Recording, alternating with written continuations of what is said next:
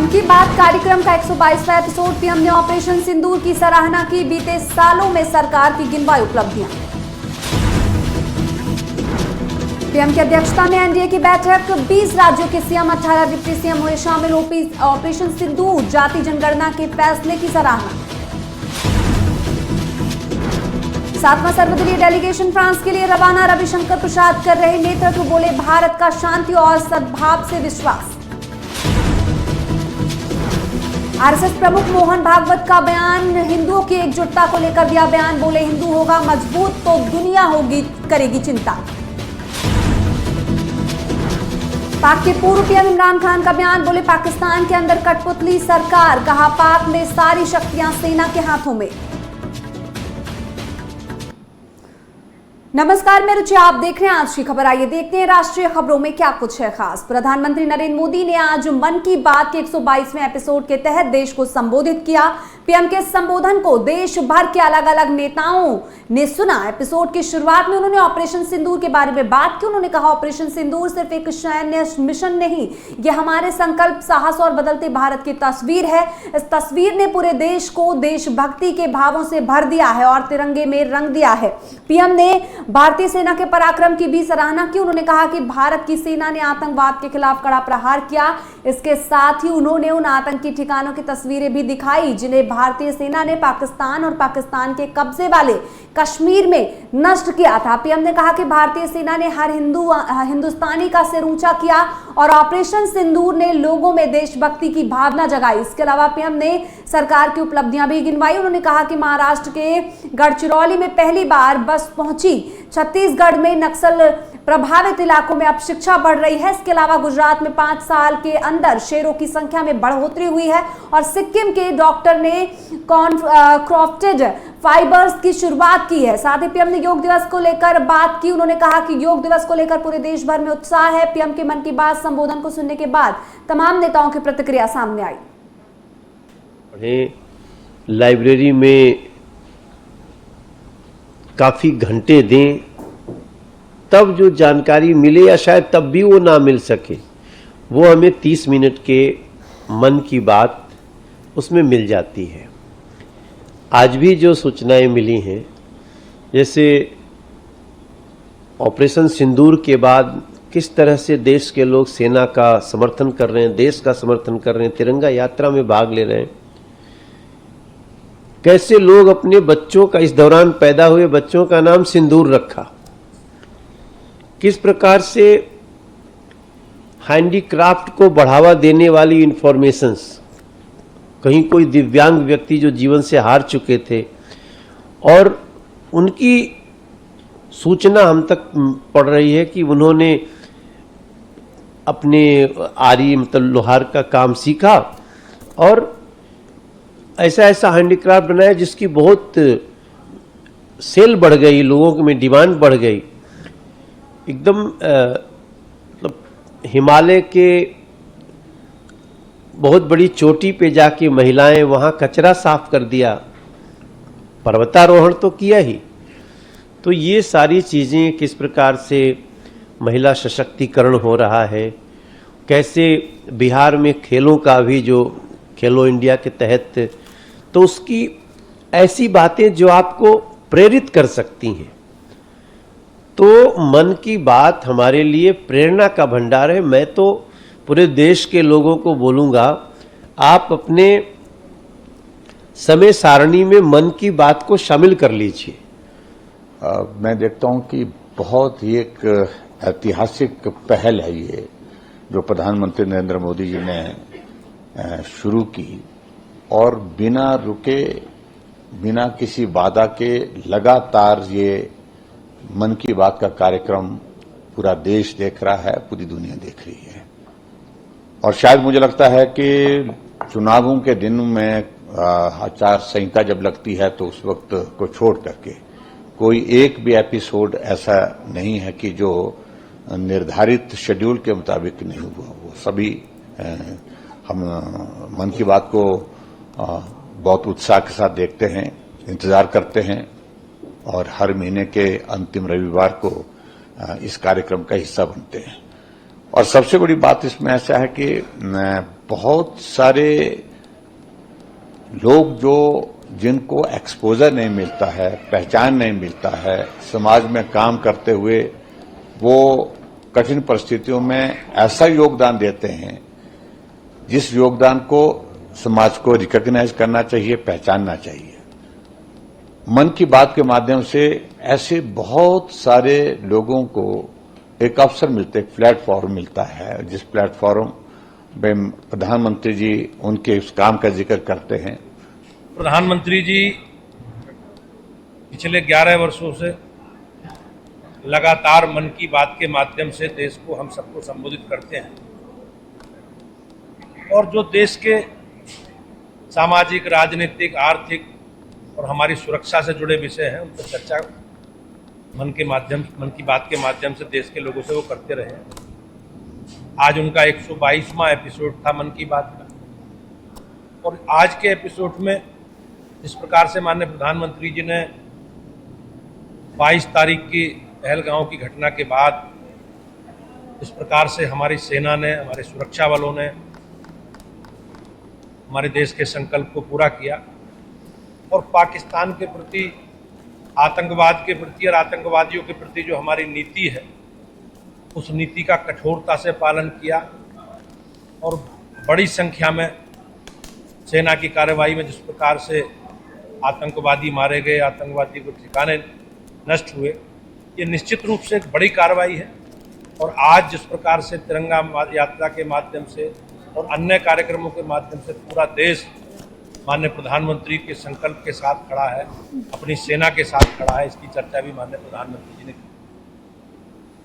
अन्य विषयों पर चाहे योग का अपने कार्यक्रम हो, भविष्य का योग का कार्यक्रम, हमारा 21 तारीख को योग दिवस है, उसकी चर्चा उन्होंने की और आत्मनिर्भर भारत के स्वच्छ भारत मिशन के तहत जो भी कार्यक्रम चल रहे हैं जिससे जनता को निश्चित रूप से विकसित भारत बनाने में माननीय प्रधानमंत्री जी का जो संकल्प है उस ओर आगे बढ़ रहे हैं, सारे विषयों पर माननीय प्रधानमंत्री जी ने आज मन की बात के माध्यम से हम सबको संबोधित किया।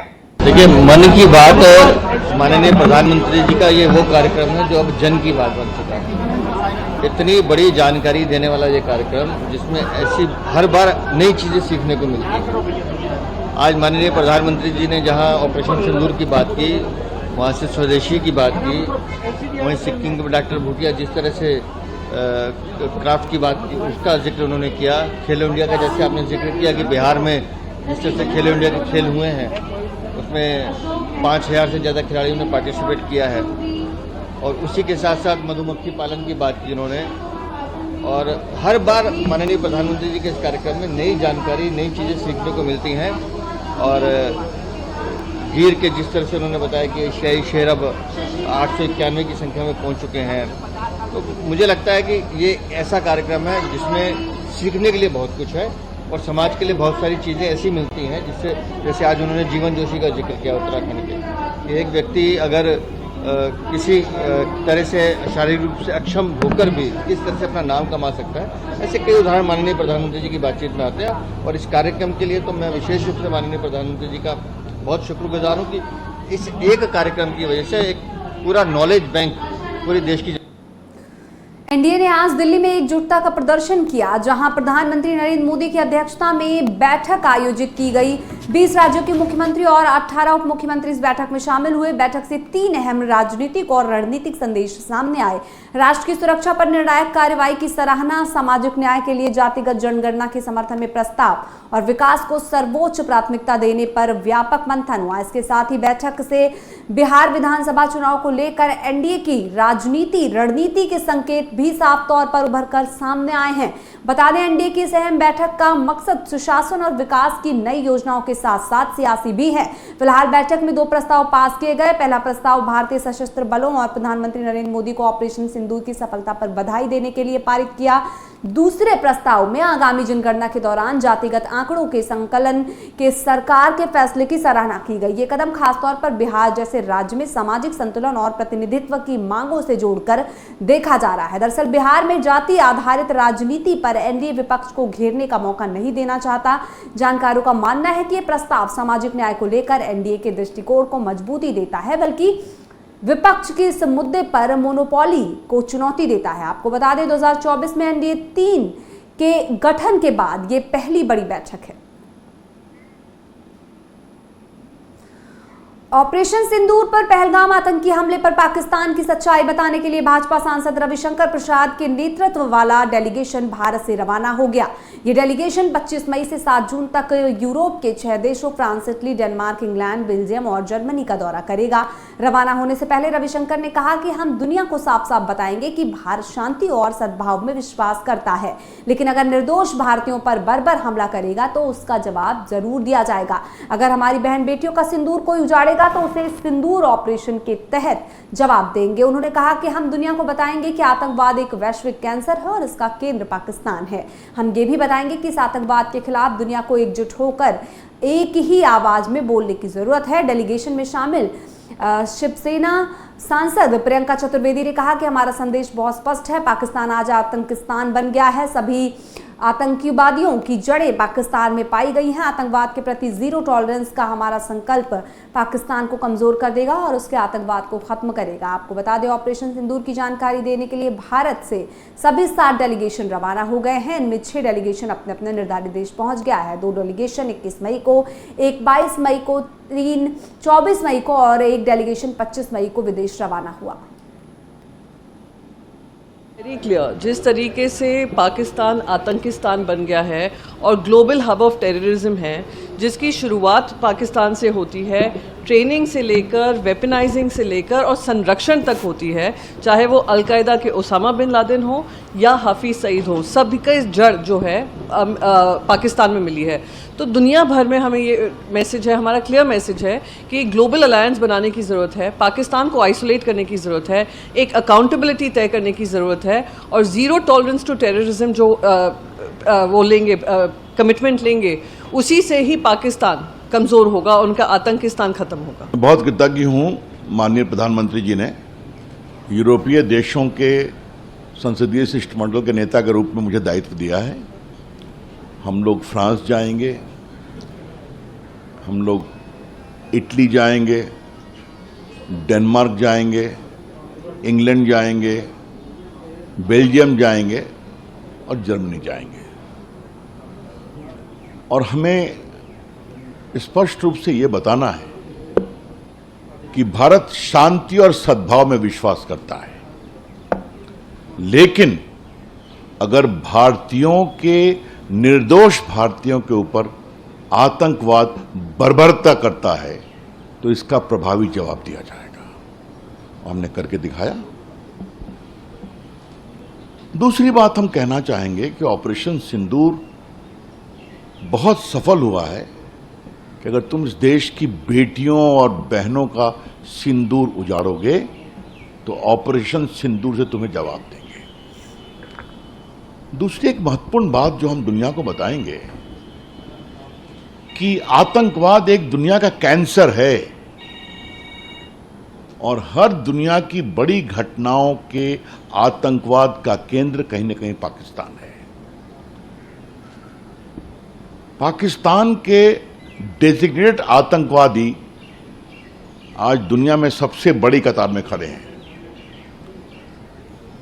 चाहे पत्रकारों का मारना हो, चाहे यूरोप में भी हमला हुआ, फ्रांस में, इंग्लैंड में, बेल्जियम में, तो ये सारी बातें हम बताएंगे, लोगों को समझाएंगे कि इस आतंकवाद के नासूर के खिलाफ दुनिया को एक स्वर में बोलने की आवश्यकता है। तो ये हमारा संदेश रहेगा। हम लोग चर्चा करेंगे, अपनी बात कहेंगे और हमें इस बात का बहुत संतोष है कि आज दुनिया भारत के दृष्टिकोण को समर्थन करती है, समझती है और ये जो एक भारत की राजनीति में एक नया मील का पत्थर है कि हर पार्टी के नेताओं को चुना गया है और विपक्षी पार्टी के नेताओं को दल का नेता बना के भेजा गया है, तो ये भारत के लोकतंत्र की बहुत बड़ी विजय है। राष्ट्रीय स्वयंसेवक संघ के प्रमुख मोहन भागवत ने एक बार फिर हिंदू समाज की एकता पर जोर देते हुए बयान दिया। उन्होंने कहा कि भारत की एकता ही हिंदुओं की सुरक्षा की गारंटी है। उन्होंने कहा हिंदू समाज और भारत एक दूसरे से गहराई से जुड़े हुए हैं और जब हिंदू समाज सशक्त होगा तभी भारत भी गौरव प्राप्त करेगा। एक इंटरव्यू के दौरान उन्होंने ये बयान दिया।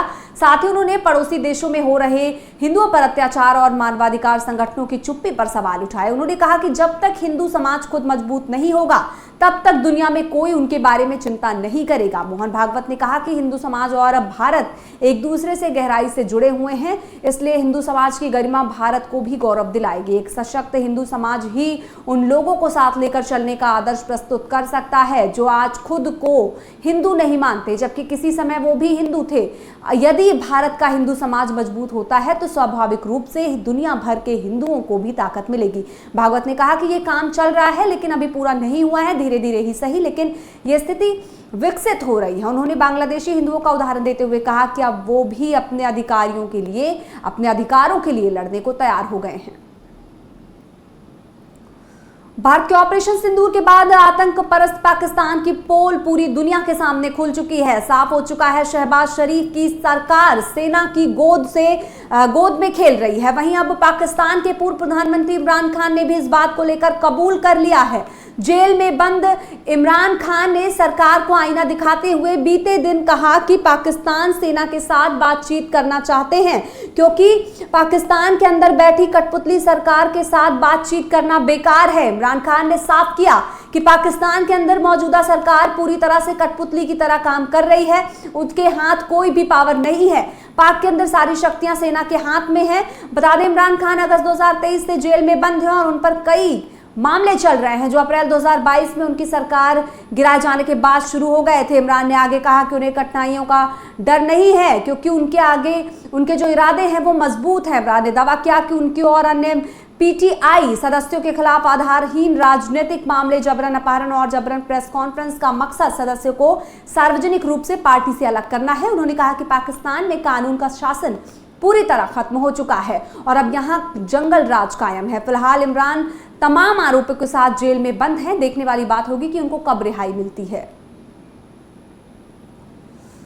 दिल्ली में रात भर भारी बारिश और आंधी के कारण कई इलाकों में पेड़ एवं बिजली के खंभे उखड़ गए। कई इलाके में बड़े पैमाने पर जल भराव हो गया जिसकी वजह से दिल्ली में रहने वाले लोग बारिश के कई घंटे बाद भी परेशान हैं। भारत मौसम विज्ञान ने बताया कि दिल्ली के प्रमुख मौसम केंद्र ने देर रात 11:30 पर सुबह 5:30 के बीच 6 घंटे में 81.2 मिलीमीटर बारिश दर्ज की और इस दौरान 82 किलोमीटर प्रति घंटे की रफ्तार से हवाएं भी चली। बारिश के कारण दिल्ली के कई इलाकों में कई घंटे तक पानी भरा हुआ है जिसकी वजह से ट्रैफिक पूरी तरह से बाधित है। 3 रेलवे अंडरपास भी भारी बारिश की वजह से लबालब भर गए हैं। इतना ही नहीं, खराब मौसम के कारण इंदिरा गांधी अंतर्राष्ट्रीय हवाई अड्डे पर बड़े पैमाने पर विमानों का परिचालन भी प्रभावित हुआ, जहां 17 अंतर्राष्ट्रीय उड़ानें समेत 49 विमानों के मार्ग में परिवर्तन करना पड़ा।